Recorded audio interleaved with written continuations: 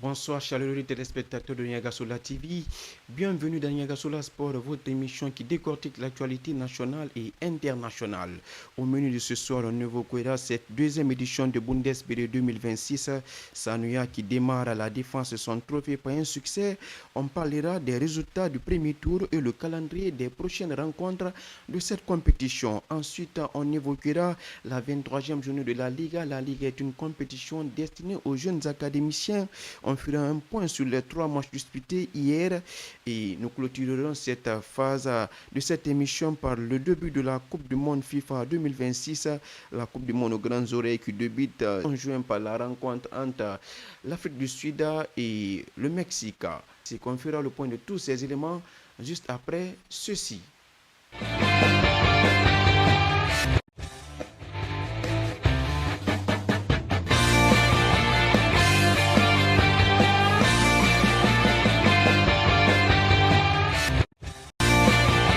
Bien, comme on vous l'évoquait dans le menu de cette émission, nous débuterons par cette compétition de Bundesliga 2026 qui a sa deuxième édition. Sanuya qui démarre fort la défense de son trophée par un succès phénoménal au tir au but.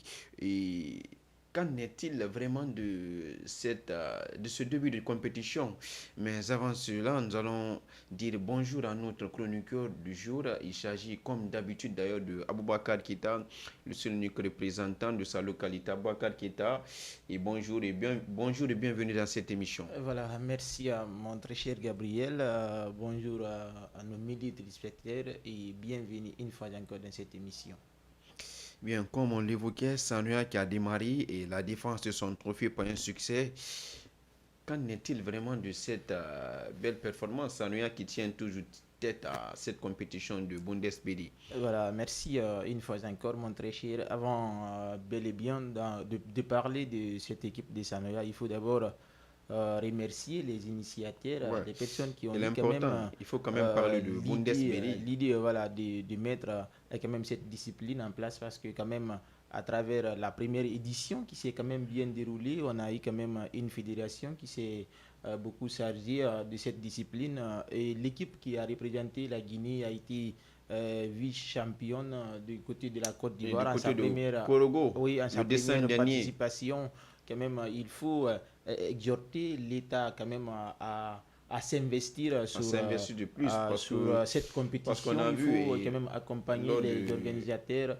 la Guinée avait participé à cette compétition en tant qu'invité, Oui, mais la Guinée avait fait honneur à cette équipe de petits poteaux s'était déplacée en bus pour le Korogo oui. et pour la Côte d'Ivoire. Donc cette équipe n'a pas eu quand même les conditions nécessaires pour pouvoir disputer cette compétition. Mais malgré cela, voilà, l'équipe elle nous a fait honneur quand même en raflant cette médaille de deuxième place, Oui, de oui, bronze, oui, comme c'est on le dit. important, oui, c'est important. C'est pour cette raison, Cette médaille moi d'argent j'aimerais quand même exhorter l'État ici à s'investir sur les organisateurs de Bundesliga parce que quand même ils mettent en valeur cette compétition, cette discipline, j'y arrive enfin, qui quand même fait aujourd'hui la promotion de nos jeunes talents. C'est grâce à cette compétition, on a fait la découverte d'un certain Zimama qui est aujourd'hui phénoménal, il est international, en commun accord avec tous ceux qui ont eu quand même l'honneur de représenter les couleurs guinéennes à l'étranger. Quand même, il faut accompagner quand même ces initiateurs. Parlons maintenant de cette formation de Sanoya, hein, une équipe Effectivement. qui est très très impressionnante parce que quand même cela est dû à quelque chose. Cette équipe elle est bien accompagnée en termes d'investissement. Cette équipe elle est quand même bien accompagnée. Toute la commune de Sanoya, s'il faut le dire ainsi, les grandes personnalités qui sont issues de cette commune accompagnent cette équipe, même si on voit quand même des supporters aussi qui viennent aussi, Quand même. qui se mobilisent pour accompagner cette équipe En de tout cas, Sanoya. Sanuya s'est démarqué des autres communes. Oui, Parce qu'on a il y a vu une forte l'ambiance qui distinction. tourne autour de cette équipe. Quand Oui, l'équipe vient jouer à chaque fois cette compétition de Bundesliga, elle oui. est tellement différente des autres communes. Il faut quand même saluer cela. Oui, oui, surtout la complémentarité qui existe entre les joueurs là, parce que Quand même. quand même il y avait une équipe au kilomètre 36 qu'on appelait top 36, où quand En même tout cas, beaucoup de joueurs sont par- issus de cette équipe, à l'image de Mohamed Zimama Kamara, ouais, de Zimmerman, John qui a Kamara été qui est de d'ailleurs Bicheti. élu meilleur joueur, homme du match Oui, lors de leur victoire inaugurale Oui, dans cette compétition. Zimama, dans cette formation de top 36, c'était l'équipe suprême à l'époque de kilomètre 36. Cette équipe a marqué toute une génération. Il y avait Zimama, il y avait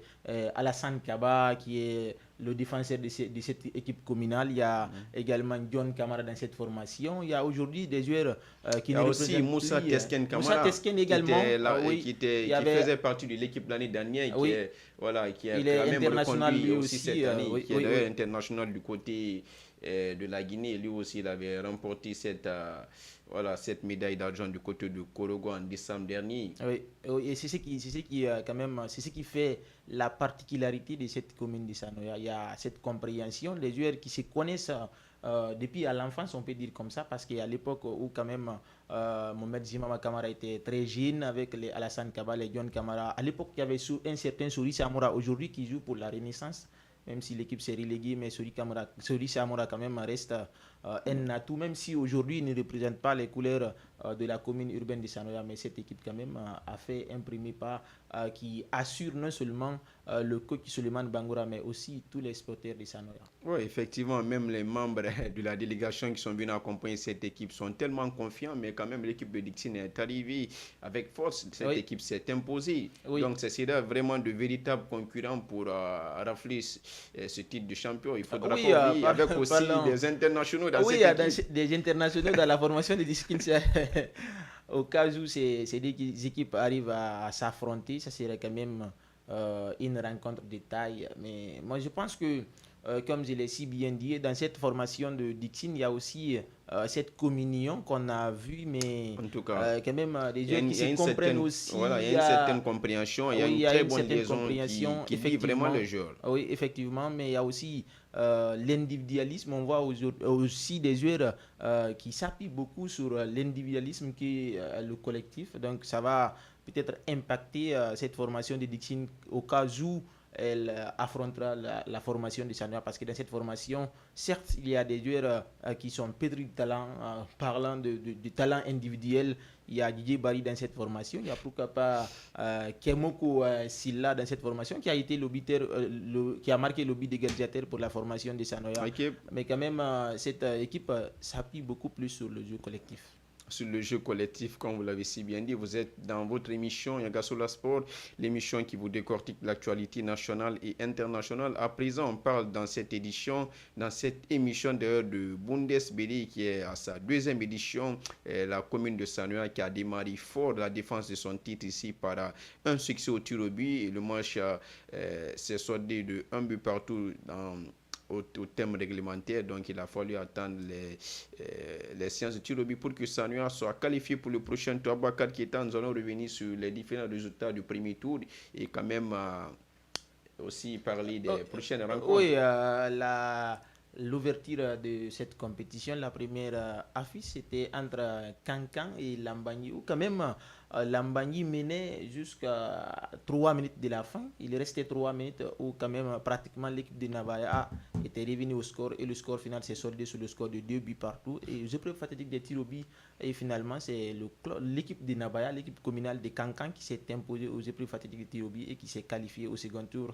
Également, la deuxième journée, c'était la première affiche, c'était entre Kindia et Tombolia, où quand même l'équipe de Tombolia s'est imposée sur le score de 3-0. Sanoya s'est qualifié au dépend des matins aux épreuves fatigues des tirs au but après une rencontre palpitante où le score s'est soldé sur le score de 1 but partout. Kagbelin, la commune voisine de Sanoya également s'est imposé face à la formation de Gekedou sur le score de 2 buts à 1. Ratoma s'est imposé face à la formation de Manea sur le score de 2 buts à 1. Dixine s'est lourdement imposé face à la formation de Symphonia sur le score de 3 buts à 1.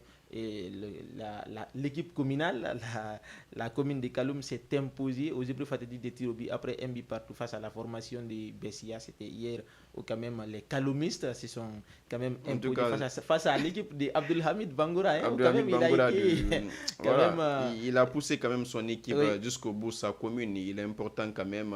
Voilà, on l'a vu hier sur le banc de touche qui donnait de la voix. Il est important partout où nous vivons d'aller soutenir massivement cette commune. oui. Et donc, il nous a vraiment montré hier qu'il aime sa commune. Oui, et la dernière affiche, c'est entre Kassa et Pita qui se disputera ce soir au stade de Nongo. au stade de Nongo. Oui. Et en tout cas, nous allons revenir sur les prochaines rencontres. Je pense que voilà, c'est déjà fait. Les prochaines rencontres de cette compétition de Bundesliga. Oui, dès ce vendredi, qui est même 12, 6e mois 2026, la formation de Cancan affrontera celle de Tombolia et le samedi, les communes voisines, Kagbelin et Sanoya vont s'affronter. Et quand même, le dimanche, il y aura une rencontre entre Ratoma et Dikin et le lundi, Kaloum jouera contre le gagnant dimanche Kachapita. Kassapita, Oui. exactement. Bien dit, en tout cas, ce serait quand même des chocs très très palpitants sur le papier, comme vous le voyez, comme dans le terrain. Donc, on vivra un magnifique moment ensemble avec cette compétition de Bundesliga. Et Aboubakar Keita, nous allons revenir aussi sur le challenge que puis continue. Oui, oui, ouais, cette compétition aujourd'hui aussi qui regroupe d'ailleurs des différentes nations également Les pour pays ce voisins de challenge. la Guinée. Hein. Oui, les pays voisins, pas seulement les pays voisins parce qu'il y a le Ok. Niger, il y a le Tchad, il y a également Cameroun et Liban qui sont quand même les pays invités. Et Mhm. aujourd'hui, au stade de Nongo, hein, de Nongo Au Village, stade de Nongo oui, Village qui après, abrite après le cette match compétition. Kassa Pita, il y aura une rencontre qui opposera Togo et la Côte d'Ivoire. Togo et la Côte d'Ivoire, voilà, c'est sur vraiment ces annonces que nous allons clôturer cette phase de Bundesliga pour nous vraiment nous lancer au compte de cette 23e journée de Liga qui a débuté hier à travers 3 affiches disputées. On revient sur ces différentes rencontres avec Abouakar Keita. Oui, la Liga, comme toujours, il y a une compétition aussi qui fait la promotion de nos académiciens, une compétition quand même où quand même on doit beaucoup plus s'accenter sur cette compétition car ces académiciens peuvent aussi représenter nos différentes catégories, hein, quand même là il faut le rappeler, ou quand même la 23e journée hein, de cette compétition à l'ouverture de cette 23e journée, c'est le Milo U17, le Milo FC de Cancan qui était opposé face à la formation de Saboufak. Ou quand même, où une fois encore, on a vu la nouvelle phase de cette formation de Milo FC de Cancan qui s'est quand même un petit peu beaucoup plus illustré, pas mal dans la première partie de la rencontre où quand même le score était de 1 but à 0 avant la pause pour cette formation de Cancan, mais fort malheureusement pour cette équipe qui n'a pas su quand même mettre ses uniques buts à l'abri au retour des vestiaires. Le Saboufak a été très impressionnant où quand même cette formation a réussi à marquer et le score était à un moment donné un but partout et vers Ok. la fin, les derniers instants où quand même cette formation de Saboufak s'est imposée finalement sur le score de 2 buts à 1. C'était à l'ouverture de cette 23e En journée. Et tout cas, également, cette équipe de Milo U17 quand même qui s'enfonce quand même qui a des pratiquement défaites du qui mal, s'enchaînent. oui, Voilà. après 14 matchs joués pour cette formation de Milo Academy, il y a eu quand même 2 petites victoires et un match nul. À, Toutes rap- les autres rencontres, à c'est rappeler des que cette défaites. équipe est rentrée en cours En de cours, oui, compétition. oui. Cette équipe est venue remplacer l'académie de foot qui a été exclue de cette Oui, compétition. pendant que les autres jouent leur 23e match, la formation de Cancan joue sa 14e journée, hein, pratiquement. Ou quand même, il y a eu une deuxième affiche entre Académie Pac Foot et Saka Foot. Saka Foot, quand même, qui s'est imposé sur le score de 3 buts à 0. Et quand même, c'était un match aussi digne de nom, où quand même, cette formation de Pac Foot avait quand même été un petit peu impressionnant Ouais, lors en de première l'entame. période, notamment Oui, cette équipe est restée quand même résistante oui, au bout quand même en concédant ici moins d'occasions face à cette équipe de chaque foot, mais oui. il a fallu attendre la deuxième période pour que les choses se débloquent pour cette équipe de chaque foot avec des changements qui Des ont notamment changements, oui. apporté notamment la rentrée de Mbemba, la rentrée de Amara, la rentrée d'un certain Sedba Dos Oui. et je pense que cela a beaucoup aidé cette équipe de chaque foot. Et surtout, Pac Foot aussi s'est retrouvé en infériorité numérique et cela a beaucoup plus impacté cette formation de Pac Foot qui s'est inclinée sous le score de 3 buts à 0 face à cette formation de Siaka Foot. Et la dernière affiche de l'ouverture de cette 23e journée, c'était entre Sampia et Jaguar. Le score s'est soldé sur le score de 1 but partout. Un but partout, comme vous l'entendez, et notre charmant chroniqueur Bakar Keita qui nous faisait le point sur les différentes rencontres jouées au cours de cette 23e journée de la Ligue. Nous allons revenir sur le classement de Oui, la 22e journée. Hein. oui, les rencontres restantes pour cette Les rencontres 23e restantes journée, de oui, cette parce que 23e journée. le vendredi 12 juin, il y aura deux matchs au programme entre Soso Academy et Académie Sainte-Marie de Dixine, où quand même à 12h00 et c'est un entre... derby. Hein. Ce qu'il Oui, faut signaler aussi dans cette Ligue guinéenne des académies, il y a eu 6 points qui ont été retirés à cette formation de l'Académie Sainte-Marie, qui ont été redistribués à cette formation de Twin Star et à cette formation de la Louvière. 3 points. Comme oui, vous le constatez, le classement maintenant resserré. oui. Et vous pouvez continuer. Oui, à 13h30, le même jour, une opposition entre Académie Daimon et Union de Dixine, Académie Union de Dixine. Quand même, ce serait ce vendredi. Et le dimanche, deux matchs encore au programme. Académie ZFI jouera contre Louvière Académie. Et la journée se clôturera sur un derby entre Koléa United et Twin Star, premier et deuxième au classement. Et vous le voyez tellement que c'est sur le classement. Boakar Keita, nous allons faire le point maintenant sur le classement et de cette 22e journée, puisque les autres rencontres de la 23e journée ne sont pas encore terminées. Mais ce qu'il faut encore signaler, grâce à ces 6 points retirés à l'Académie Sainte-Marie pour redonner à cette formation de Twin Star et cette formation de la Louvière, voilà, le suspense devient maintenant total. Les points sont maintenant serrés. Voilà, Soso qui prenait un large avantage sur ses concurrents directs au classement, et quand même se voit ses avantages se réduire.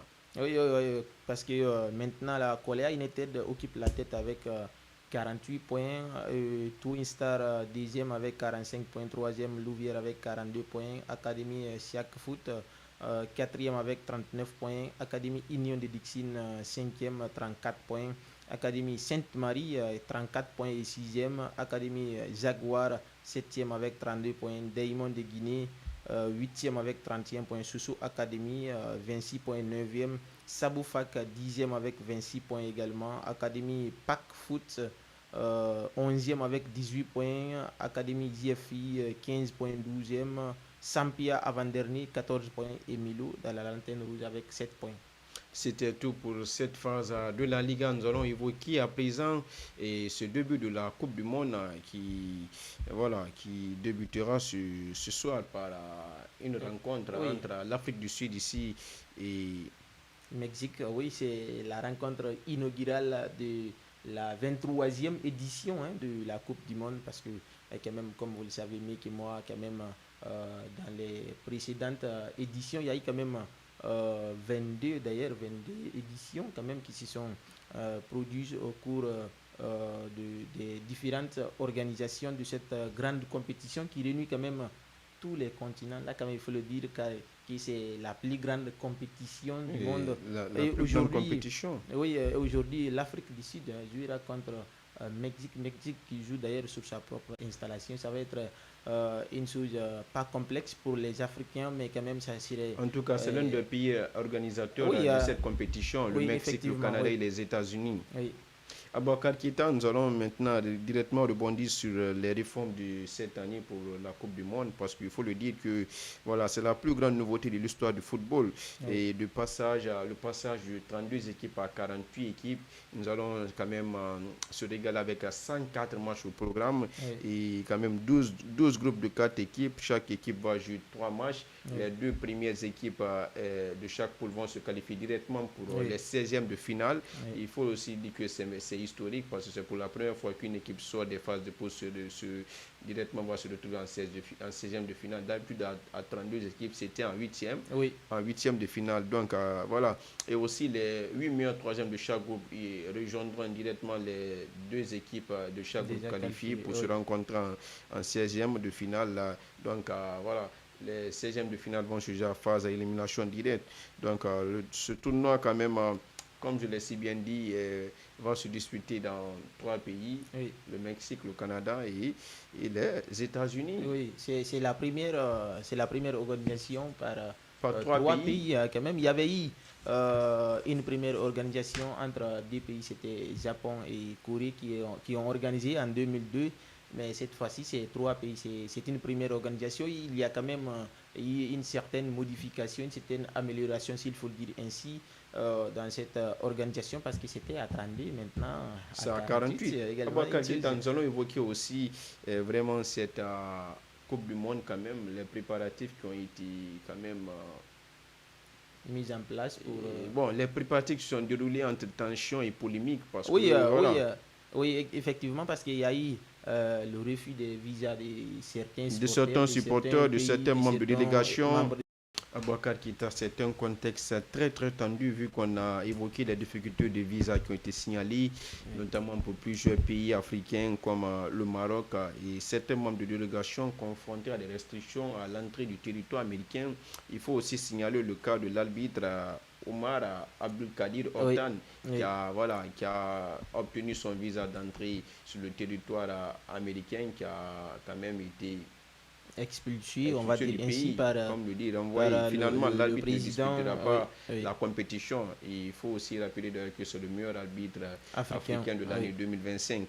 oui. Et voilà, aujourd'hui, à ma grande surprise quand même, comme on l'a, voilà, nous étions tous concentrés, nous avons vu que voilà, l'UEFA et la FIFA, la Oui. FIFA, cet arbitre quand même a été récompensé pour diriger la Super Coupe d'Europe entre le Paris Saint-Germain et l'Aston Villa le 12 août prochain au Stadium Stadbourg en Autriche. Donc voilà, c'est une récompense, c'est une façon de le récompenser. Oui, oui, Justement, vu qu'il fait partie maintenant des meilleurs arbitres mondiaux, on va dire ainsi, parce que être meilleur en Afrique, c'est être parmi les meilleurs du monde. du monde quand même. Oui.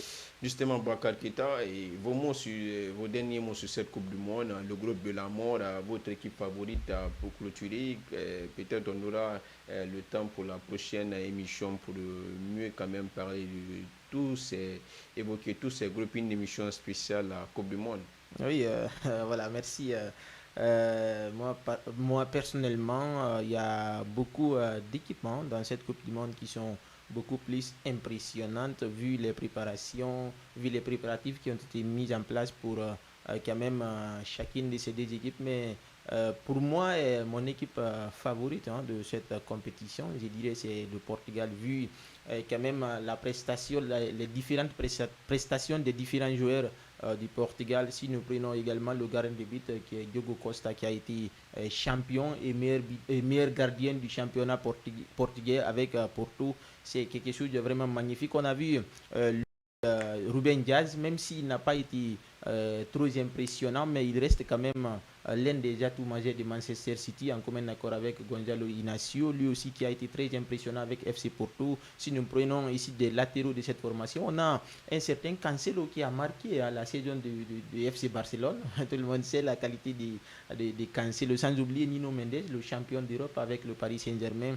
Si nous prenons les milliers de cette formation, on a un certain Juan Ev, on l'appelle comme si Jao Neves, c'est le nom qui est connu, mais au Portugal on l'appelle Juan Ev, un joueur infatigable en commun accord avec son fidèle partenaire du Paris Saint-Germain qui est Vitinha. Et on sait quand même le joueur qui a été le meilleur joueur du championnat anglais, c'est bel et bien Bruno Fernandes. Il est portugais, il serait quand même dans le milieu du Portugal. Et à l'attaque, si nous prenons Cristiano Ronaldo, on a João Félix qui a marqué la saison d'Al Nassr d'Arabie Saoudite, qui a permis à cette formation d'Al Nassr quand même de remporter ces titres. On a un certain Leao, on a plusieurs joueurs dans cette formation qui m'ont personnellement persuadé durant la saison. Donc pour moi, mon équipe favorite, c'est bel et bien cette formation du Portugal. Et voilà, merci. Je vais d'abord remercier des personnes très importantes, des personnes quand même qui me sont chères. Je vais d'abord dédier mes remerciements à une structure, la structure s'appelle Génération Sport et Culture. C'est une association fondée au kilomètre 36. À la tête de cette association, vous avez une femme brave, une femme éveillée, une femme émancipée. Il s'agit bel et bien de Oumou Touré qui est à la tête comme présidente de cette association, sans oublier le vice-président, M. Mohamed Salif Keita, coach penchant, je l'appelle ainsi, le secrétaire Tico, et sans oublier le boss, Nabi Nayon Kamara, qui est quand même le caissier de cette association, Didier Tony, Didier Okari et tous ceux qui s'ensuit les membres de cette association, sans oublier ma chérie Coco, ma cousine série Genab Kamara depuis Kamsar, ma CP, la belle gazelle. Je vais ici parler des Fanta 6 Savané depuis kilomètre 36, sans oublier également ma chérie Coco, je l'appelle ainsi, Kams Adams depuis kilomètre 36. Voilà, c'était le mot de fin de notre confrère Aboubacar Keïta, quand même, qui prend tout son temps quand même à remercier toutes ces personnes qui le soutiennent. Moi, à mon tour, je vais dire un grand merci à Bernard Leno, le technicien magicien de la maison, Merci beaucoup à Alpha le magicien et pourquoi pas Jira Piki, les deux techniciens magiciens de la zone de Bellevue, Lengebouyi. En tout cas, toujours actifs, toujours dans, voilà, dans tous les secrets quand même très très très très très fort s'il faut le dire. Et merci beaucoup à quand même à la base Monaco. On se reprendra très bientôt pour une nouvelle émission de Yaga Sola Sport. À bientôt.